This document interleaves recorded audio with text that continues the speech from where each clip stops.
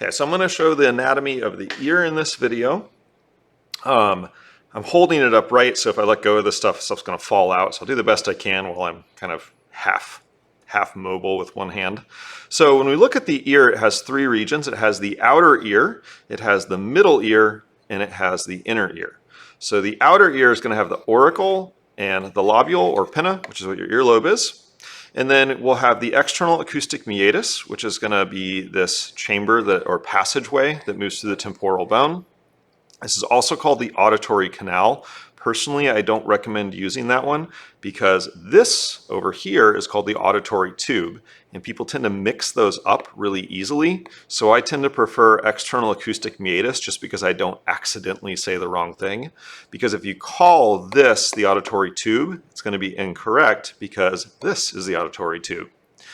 So that's about it for the external anatomy of the ear, so the outer region of it. The middle ear is going to be made up of the tympanum, or separated from the external ear by the tympanic membrane, or tympanum, which is your eardrum. And the eardrum is going to act as like a biological amplifier, so that when pressure waves in the air hit this, which are conducted down the external acoustic meatus, and the kind of whorls and ridges in your ear help to direct that sound. It also helps your auditory processing centers identify what part of your auditory field they come from because of the way that they enhance or amplify and dampen certain regions. So when it hits the tympanic membrane, it vibrates this in and out. And that movement is transmitted to your inner ear via the auditory ossicles, these bones in the ear. And you need to have air on both sides in order for this membrane to flex either way. And so we have to connect the middle ear to the outside world. Well, it's kind of the outside world, the inside of your pharynx and the nasopharynx via the pharyngo, like pharynx, tympanic cavity, pharyngotympanic tube or auditory tube. This allows the air pressure to equalize with whatever the outside is, meaning this flexes easily. You can also see a muscle attached to the ossicle here. This is the malleus, the first one. This is called the tensor tympani muscle, and it helps to tighten, or like put your hand on a drum, dampens the motion of this when loud noises happen or when you talk like I am now. It prevents you from deafening yourself. You then have the incus, so malleus, incus, stapes, and the stapes has a muscle that attaches to it as well called the stapedius that does the same thing. It pulls on that, which makes it harder to move, so that quiets sounds for you. So now I'll rotate this a little bit so I don't have to keep holding it. Then we have the middle ear, and the middle ear is where we find the vestibular cochlear apparatus, which helps you with hearing and equilibrium. Now the vestibular cochlear apparatus is this whole thing.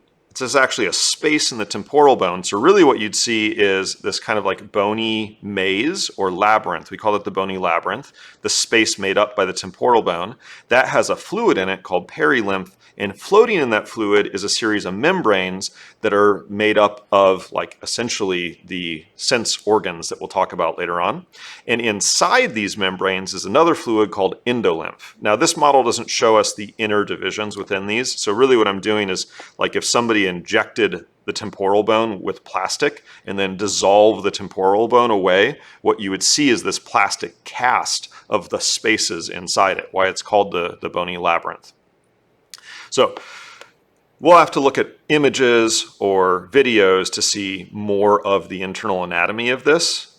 For this model though, this is the deepest we get to go on this kind of preparation of the inner ear. And so when we have the vestibular cochlear apparatus, we can separate that into the cochlea, the snail shell looking bit, and that is where you hear. And then the vestibule, which is all of this. The vestibule can then further be divided into our like semicircular canals here. And then in the vestibule itself, this kind of open space, so vestibule here, semicircular canals, we're going to have the ability to detect static and dynamic equilibrium. So static is the kind of equilibrium that helps you balance when you're standing still, so like knowing where gravity is pulling you and down and up. Dynamic equilibrium is detected by the vestibule as well, or technically the saccule and the utricle in it, as well as the semicircular canals here with the crista ampullaris that are inside them. And so when you move, it causes the fluid in here to kind of change direction, and that's picked up in those semicircular canals, specifically in the ampulla in them. But with 3 semicircular canals, you're able to detect movement in 3 axes, which we need to do to balance in a 3-dimensional world. So hopefully that helps with these. Oh, the last thing is the nerve. So the vestibular nerve comes off here, cochlear nerve there, and they combine to be the vestibular cochlear nerve, or cranial nerve 8. And that should do it for this model.